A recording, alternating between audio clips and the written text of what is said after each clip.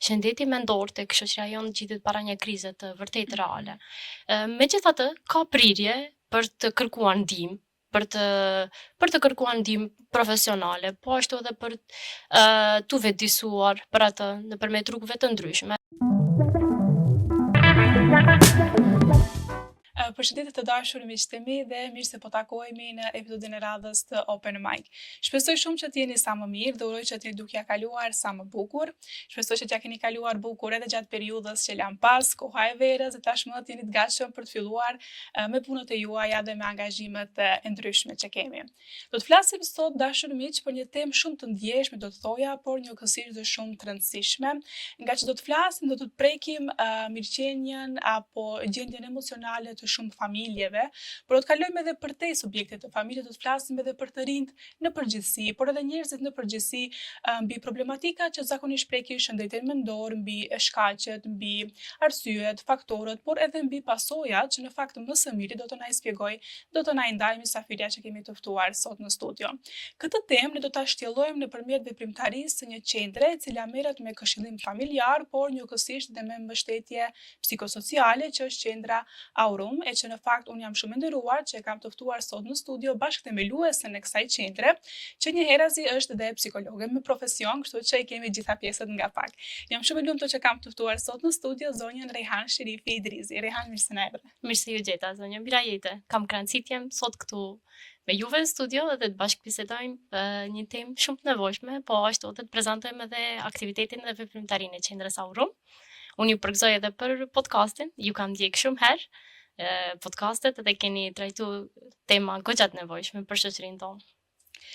Rehan, do doja ta bëj pyetjen e parë paksa më të përgjithshme, do të thoja kështu, meqense ju i prekni edhe nga afër raste të ndryshme. Mund na tregosh si është nivelin e shëndetit mendor tek shoqëria jonë, domethënë, cilat janë ato simptomat më të dukshme ose ku i hasin me ato problemet më të mëdha? Mirajte, fillum shumë mirë, nga e përgjithshmja tek e përveçme, edhe do të flasim për gjendjen e shëndetit mendor tek shoqëria jonë.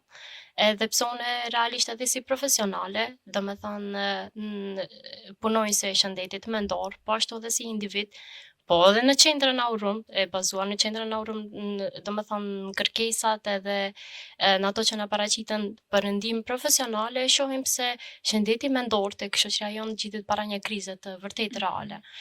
Megjithatë, ka prirje për të kërkuar ndihmë, për të kërkuar ndihmë profesionale, po ashtu edhe për tu vetëdijsuar për atë nëpërmjet rrugëve të ndryshme, ndoshta edhe përmes medias, po ashtu edhe nëpërmjet arsimeve jo formale që marrin individët, ka një prirje që është për të përgëzuar, por gjendja reale nuk është aq edhe e lavdishme. Ato që shohim ne sot, problemet si ankthi, depresioni, fobitë e ndryshme, mungesa e komunikimit brenda familjes, krizat brenda familjes, prind, fëmijë, mes bashkëshortëve, janë vetëm simptoma të një icebergut poshtë detit, që ne nuk e shohim, por realisht ndoshta do të na paraqitet pas një kohe jo edhe shumë të gjatë. Cilat janë ato problemet kështu më të zakonshme, Rehan, do të thoja psikologjike, për shembull, që shpesh i hasni edhe tek qendra, për shembull, a është depresioni, a janë frikrat, a janë traumat, a është ankthi, cilat janë këto rastet më të shpeshta që i dëgjoni nga personat që i trajtoni mbase në qendër? Po kërkesat, domethënë ato nevojat e para që paraqiten, domethënë tek qendra jonë, sigurisht që janë depresioni, ankthi, frikra të ndryshme, fobi, po nuk mund t'i menjanojmë edhe t'i lamanësh, t'i mbyllim syt para edhe problemeve familjare, dhuna familjare që është tepër e pranishme, probleme me adoleshentët, probleme shkollore, bullizmi që është vetëm shumë aktual. Këto ishin ndoshta probleme që mund t'i potencoja më tepër. A ndikon papunësia, domethënë gjendja ekonomike, gjendja sociale që mbase kanë, domethënë pjesëtar të familjes ose mbase të rinj që t'i dërgojnë të rinj në një status më të rënd psikologjik që të mos ndihen mbase mirë? Patjetër, ne vetëm se e ndjejmë këtë, edhe po edhe në vendin tonë, shpesh herë pasiguria, domethënë ekonomike, mirëqenia jo e mirë financiare i fut personat brenda një jo mirëqenie të shëndetit mendor, domethënë mirëqenies mentale, shpesh i futet në depresion, edhe në ankth, në frikën për të ardhmen, për sigurimin e mirëqenies për familjen, për të afërmit të tyre, kështu që është një faktor shumë i rëndësishëm për shëndetin mendor. Ndërsa jemi tek të rinjt, Rehan, duhet thënë, e dim faktikisht, duhet ta pranojmë që të rinjt jetojnë në një presion të rrjeteve sociale. E bëri ai, e bëri ky, shkoi ai, shkoi ky. Sa ndikon kjo në vetbesimin tek të rinjt dhe në atë mirëqenien e brendshme, do të thoja? Shumë një pikë e rëndësishme, tepër, Mirajeta. Do kisha pas qef shumë më shumë të diskutonim këto dhe të kemi një podcast të veçantë. Po rrjetet sociale mendoj që është një prej faktorëve më të shumë që po ndikon tek shëndeti mendor tek të rinj. Më shumë ty po ndikon në atë mënyrë se po krijon një vete ideale për to. Edhe ato po krijojnë një vete ideale për to, përbes storive ose paraqitjes së tyre, identitetit të tyre që ato krijojnë në rrjete sociale, pastaj vrapojnë të realizojnë ato, ose të mbrijnë gjëra që nuk janë. Një konsum që paraqitet jemi të ekspozuar para një konsumit në rrjete sociale që është bën presion tepër psikologjik dhe ne jemi gjatë gjithë kohës mvrap për t'i plotësuar ato nevojat të krijuara, po pastaj edhe në bullizme në rrjete sociale që u bëhet të rinjve dhe të tjera, po mendoj që është një faktor që po ndikon të tepër në shëndetin mendor tek të rinjt. E kuptoj. Rehan, tash do prekim edhe të rinjt pak edhe familjen, ti fole pak më Më herët të ndjeshmit. po tek dhuna në familje si problem shumë i trish, do të thoja. Gjithsa ju trajtoni mbas edhe do të thonë keni kontakt edhe me komplet familjen i trajtoni, nuk e di si shkon saktësisht, do të flasim edhe për detajet e Aurumit më herët. Mund na tregoj cilat janë ato problematikat kyçe më të rëndësishme ose të trishta familjare, me thënë familjet si subjekt që kanë ose që hasin, që mbase e prekin gjithë familjen ose mbase e prekin, nuk e di, vetëm nënën, për shembull këtë rast, nëse flasim për dhunë familje ose palë të tjera. Ne kemi shumë, deri me tani për 5 vite që nga viti 2020, nga kushti i vitit 2020 kur kemi hap qendrën, ndër rastet më së shumti që janë paraqitur janë rastet të problemeve familjare, kryesisht problemeve bashkëtorë. Edhe këtu do e veçoja atë. Mendoj se tani në epokën kur ne jetojmë, ndryshimi i perceptimit të roleve gjinore ka bë që të lindin konflikte të reja që ndoshta familjet në të kaluara nuk janë përballur me ta. Veç mas asaj, se kjo meriton një fokus veçantë tek problemet bashkëtorë, e veç mas asaj do i veçoj edhe problemet me prind-fëmijë, kryesisht me adoleshent. Këto janë krizat të vërteta në familjet e tona që ne i kemi vret vet, po ato vinë dhe kërkojnë ndihmën tonë. Edhe domethënë qendra Aurum ofron këshillime edhe individuale, po edhe familjare, përmes psikoterapistëve familjar. Gjithsa jemi tek prindërit, Rehan, sa janë të hapur prindërit, për shembull, mbase kanë fatin ta vërejnë që fëmia i tij, domethënë fëmia i vet nuk është një gjendje shumë të mirë emocionale. A janë të hapur ta dërgojnë fëmijën e tij të ketë një ndihmë profesionale, kur flasim për fëmijën që është mbase personi më i shtrenjtë për to? Nuk besoj. Shoqëria jone edhe pse ka treguar progres në çështjen e kërkimit ndihmës profesionale, kryesisht te psikologu, ndoshta se psikiatri, psikoterapisti, po nuk është se edhe ka evoluar aq shumë. Nga ajo përvoja që kemi pa ne, është se prindërit nuk janë shumë bashkëpunues, edhe kërkojnë ndihmën deri kur vjen para një krize shumë të vërtetë ose pasi ta kalojnë krizën e vërtetë me fëmijët e tyre, edhe pse gjëja më e shtrenjtë, ato i referohen burimeve tjera të përgjigjeve. Domethënë mundohen vetë me mundësitë e veta, me informatat e veta ti menaxhojnë problemet e tyre, po jo se edhe kërkojnë shumë, edhe atëherë kur kërkojnë, nuk janë shumë të hapur për bashkëpunim me psikologun, në mënyrë që të arrihet rezultati i dëshirueshëm. E bëjmë pak si me vështirësi. Me vështirësi është, për fat keq. Për fat keq. Besoj se do të tregon rezultat në vitet në vijim.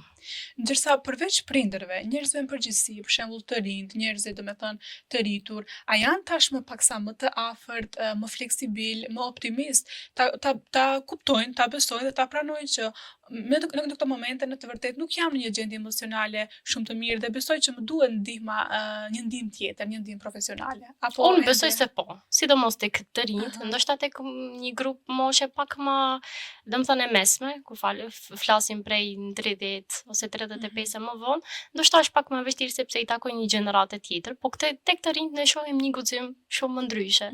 Domethënë paraqiten për ndihmë profesionale sikur të ishte një gjë normale. Edhe mua ky fakt më gëzon tepër. Ato vijnë për ndoshta edhe nuk është vetëm çështja të paraqiten për ndihmë profesionale, po ato edhe mundohen vetë ti menaxhojnë ato, ose të paktën e kuptoj se si gjendje reale që Po. mund mos ndjesh të një normal, ose mund të ndjesh simptoma të ndryshme, si ajo e depresionit, si mund të menaxhojmë edhe këtë, kjo është bërë fal edukimit të ndryshëm që kanë marrë edhe më shumë të ndoshta prej mediave. Media i ka dhënë nga një anë ndoshta edhe ka bërë një presion të dukshëm, po nga ana tjetër edhe i ka vetisu njerëzit më tepër në lidhje me problemet psikologjike të shëndetit mendor. I gëzohem. Shpeshherë Rihan, stigma mbas është arsyeja sepse jo lehtë kërkohet ndihmë profesionale. Si mendon, ti thave që kemi ecur mjaft mirë në këtë aspekt që kërkojmë ndihmë më lehtë. Si mendon, çfarë duhet bëjmë që edhe më shumë ta përmirësojmë këtë aspekt, mos e ndjejmë asnjëherë si tabu që duhet kërkojmë një ndihmë ose një dorë që të na ndihmojë? Mirajte, patjetër do thoya edukimi.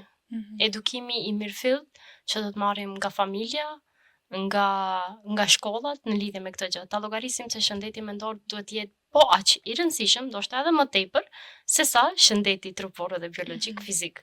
Domethënë kur ne marrim këtë edukim, që nga moshat më të hershme ne kuptojmë se duhet të kujdesemi për të dyjat. Edhe sigurisht që kjo duhet të bëhet përmes rrugëve të ndryshme, përmes familjes, shkollës, institucioneve shtetërore, edhe qendrave private dhe si Aurum, gjë të cilën ne jemi munduar për 5 vite ta bëjmë. Edhe përmes programeve këshilluese, po dhe programit edukativ, domethënë vetë të disues. Çfarë roli ka familja Rian kur flasim për një gjendje të rënduar mbase të fëmijëve, mbase të ndonjë antari tjetër të familjes në atë mbështetje, ose mbase familja, por mbase edhe komuniteti, shoqëria, çfarë roli ka në atë mbështetje, në atë ndjenjen që dikush është afër teje? Po një individ mund ta bëjë edhe atë edhe vetë, po me siguri se kur mbështetja familjare qëndron aty, unë mendoj se procesi i shërimit edhe i menaxhimit të problemeve do të jetë shumë më i lehtë. Gjithë e ndjejmë dhe e dim atë nevojën për të pasur mbështetjen edhe familjare, po edhe sociale, edhe këtu familja luan një rol shumë vendimtar, shumë të rëndësishëm. Sepse ne duhet ta dimë, edhe familja edhe komuniteti duhet ta dinë se kur një individ është në proces shërimi, edhe menaxhimit të problemeve të shëndetit mendor ose tjera, atëherë impakti i atij procesi do të jetë më i gjerë, jo vetëm individual, po edhe i shoqërisë. Impakti do të ndahet edhe me ta. Rihan, a mund të themi që psikologët bashkëpunojnë mjaftueshëm, nuk e di, me shkolla, me institucione ose me organizata të ndryshme, që mbase shpeshherë të trajtojnë disa probleme psikologjike sociale që janë më të mëdha se sa vetëm një individ? Është pak i zbehtë, mund të them. Nuk ekziston infrastrukturë shumë e shëndosh për të ushtru kjo ndihma ose ura mes psikologëve, shkollave ose institucioneve, është pak i zbehtë, megjithatë ekziston në nuanca shumë të dobta. Sikur të ishte më të larta, intenca më të larta, besoj që do ishte shumë më mirë. Cilët janë kështu disa, aty duke qenë një psikologe shumë e suksesshme, mund të tregoj cilat janë disa mite rreth psikologjisë ose rreth terapisë që mundësisht i dëshiron të i largosh e mos të dëgjosh më fare? Ka ndonjë mit ashtu diçka? Ka, besoj. Kur mendoj se psikoterapia ose këshillimi do t'i shëron problemet, në fakt nuk i shëron, po e shtyn individin të gjej përgjigjet për sfidat e veta, Po ashtu edhe një tabu që kohëve të fundit ose një mit mund të themi më ndryshe, që kohëve të fundit ka filluar të largohet pak ose të zbehet se te psikologi shkojnë vetëm ato që kanë çrregullime të vërteta Po, mendore. kjo është, domethënë, edhe ne që si psikolog na irriton. Mendoj se ka filluar të largohet, po sigurisht duhet të informuar më shumë edhe t'i ofrohet një shëmbulltyrë e mirë komunitetit Po. tonë. Mund na tregosh pak rreth qendrës Aurum, disa detaje, si funksiononi ju, sa kohë funksiononi, si trajtoni, domethënë njerëzit që kërkojnë ndihmë tek ju, terapitë e juaja dhe gjitha këto detaje. Diçka që dëshiroj të Qendra Aurum, qendra për këshillim psikologjik dhe familjar, është themeluar në vitin 2020, në gusht të vitit 2020, bashkë në kohë të pandemisë, gjë e cila meriton të diskutohet më tepër për sfidat që kishim atëherë. Megjithatë është edhe një kohë e dur, e qelluar, për ata që në periudhë të pandemisë edhe u shfaqën edhe sfida të shumta të shëndetit mendor. Qendra Aurum është e fokusuar në 2 programet e veta, në programin këshillues edhe programin edukativ edhe vetëdijsues. Në programin këshillues, domethënë i përfshijm seancat këshillimore, terapitë, psikoterapin, edhe aty kemi domethënë staf profesional prej psikologëve, këshilluesve dhe psikoterapistëve që përdorin në kohë të ndryshme në terapitë e tyre, varësisht problemeve që ju paraqiten gjatë seancave dhe në bazë të edukimit që kanë marrë ato. Edhe programi vetëdijsues i përfshin domethënë trajnimet, programe, fushata të ndryshme, vetëdijsuese, trajnime profesionale në lidhje me psikologët e tjerë, kështu me radhë. Kuptoj. Faktikisht unë besoj Aurumi ka bërë një punë shumë të mirë, se unë kam pas gjithmonë atë çastin që është shumë më herët sa periudha e koronës, domethënë keni bërë një punë shumë të mirë. Kështu me aktivitet jo profesional kemi filluar pak më herët, po megjithatë fillimet datojnë me gusht të vitit 2020. Tani ende po punojmë në projekte të ndryshme, jemi të fokusuar tek çështja e problemeve bashkëshortore. Tani më vetëm se edhe do të shpaloset projekti më i ri i qendrës Aurum, partner për jetë, është i quajtur dhe do të bëhet në bashkëpunim me komuna dhe institucione të ndryshme të Republikës së Maqedonisë së Veriut. Aty do të përmban 2 pjesë, çështja domethënë seminaret vetëdijsuese me çifte, edhe pjesa tjetër e seancave domethënë individuale, që të bëhen me çiftet edhe me psikologët. Ju përgëzoj në të vërtetë punë shumë e bukur. Rian, do doja kështu për fund të na japësh një mesazh për gjithë ata që po na ndjekin, që mbase po kalojnë nëpër disa ujëra të turbulluar, do të thoja, ose në një gjendje jo të mirë emocionale, diçka që ke për t'i thënë publikut. Unë do kthehesha prapë te ajo që shëndetin mendor ta llogarisim se paq i rëndësishëm sa shëndeti jon trupor. Edhe ti përkujdesemi asaj, ti japim ushqimin që i nevojitet asaj, edhe nuk di? Të kujdesemi sa më shumë dhe të mos e lëmë besoj anash. Po, besoj se kjo do ishte. Sepse kjo ka një impakt shumë të madh për jetën tonë. Çdo hap që do ndërmiret do të mbarret prej saj. Familjet tona, komuniteti jon do të ndikohet nga ajo, kështu që ka një rëndësi shumë të madhe. Që nuk duhet ndasesi besoj të ana shkaloj. Patjetër. Rian, faleminderit shumë që ishe sot pjesë e jona, një bisedë shumë e këndshme në të vërtetë dhe mjaft e nevojshme edhe për mua. Për mua ishte edhe më shumë kënaqësi të bashkëbisedoj me juve, shpresoj të shihemi edhe në podcaste tjera, dhe të bashkëbisedojmë. Patjetër që po. Faleminderit shumë. Dashur miq, kështu erdhëm edhe në përfundim të kësaj episode kaq të bukur. Shpresoj shumë që ta keni shijuar bisedën po aq sa e shijuam ne këtu në studio. Ne patjetër që do të shihemi të njëjtën e ardhshme në ora 20. Deri atëherë, mirëmbëjtje.